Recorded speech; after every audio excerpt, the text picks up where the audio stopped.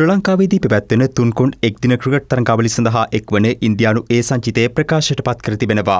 එම තුන්කොන් තරඟාවලියට ඉන්දිය ඒ සහ ශ්‍රී ලංකා ඒ කණ්ඩායමට අමතරව ඇෆ්ගනිස්තාන ඒ කණ්ඩායමද ඇතුළත්. මෙම තුන්කොන් තරඟාවලියට අමතරව ඉන්දිය ඒ කණ්ඩායම ශ්‍රී ලංකා ඒ කණ්ඩායම සමගින් සිව්දින තරඟ දෙකකටද එක්වීමට නියමිතයි. තුන්කොන් එක්දින ක්‍රිකට් තරඟාවලිය ජුනි 9 වනදා සිට ජුනි 21 වනදා දක්වා දඹුල්ල ජාත්‍යන්තර ක්‍රිකට් ක්‍රීඩාංගණයේදී පැවැත්වීමට නියමිත අතර සිව්දින තරඟාවලිය ගාල්ල ජාත්‍යන්තර ක්‍රිකට් ක්‍රීඩාංගණයේදී පැවැත්වීමටයි සැලසුම් කර ඇත්තේ.